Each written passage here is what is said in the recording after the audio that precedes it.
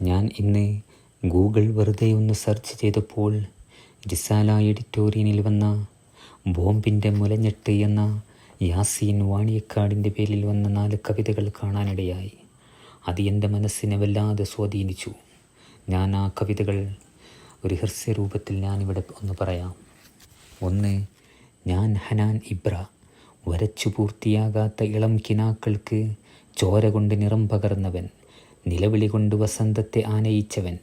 സ്വർഗഭിത്തികളിലിപ്പോൾ ഞാൻ പൂക്കൾ വരക്കുന്നു, അതിൻ്റെ ദളങ്ങളിൽ സ്വറവറഞ്ഞിരിക്കുന്നു ഉടൽ ചിതറിയ കളിക്കൂട്ടുകാർ. 2. ഞാൻ ഇനിയും പേര് ചൊല്ലി വിളിക്കപ്പെടാത്തവൾ. ഉമ്മയുടെ ഉദരമായിരുന്നു ഈ നിമിഷം വരെ എൻ്റെ മെത്ത. പൊക്കിൾ കൊടിമുറിച്ചത് വംശീയതയുടെ ബോംബുകളാണ്. പാൽ ചുരത്തുമെന്ന് കരുതി ഞാനിപ്പോൾ പൊട്ടാതെ കിടക്കുന്ന ബോംബിൻ്റെ മുലഞ്ഞെട്ടുകൾ ഊമ്പുന്നു. 3.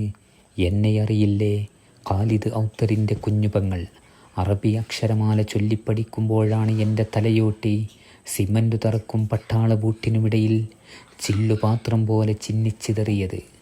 ആ തലയോട്ടിയിലെ വക്കു ചുളുങ്ങിയ അക്ഷരങ്ങൾ ചോരയിൽ മുക്കിപ്പാടുന്നു, അനദമ്മി ഫലസ്തീനി, അനദമ്മി ഫലസ്തീനി. ഞാൻ കിളവിയായ ഒലീവ്. ഈ മണ്ണിനോട് ചോദിച്ചാലറിയാം എൻ്റെ പ്രായമെത്രയെന്ന്. എത്ര തീയിട്ടിട്ടും വീണ്ടും കിളിർത്തവൾ.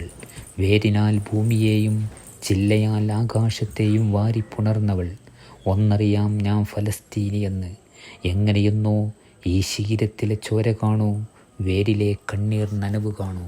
ഈ 4 കവിതകളും ഫലസ്തീനിലെ വേദനാജനകമായ അവസ്ഥകളെ വരച്ചു കാട്ടുന്നുണ്ട്.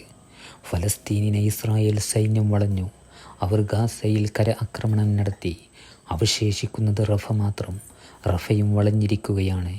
ഏത് നിമിഷവും ഒരു കൂട്ടക്കൊല നടക്കും. വംശീയ ഉന്മൂലനം. അല്ലാഹുവേ, ഫലസ്തീനിലെ മക്കൾക്ക് സമാധാനം നൽകണമേ.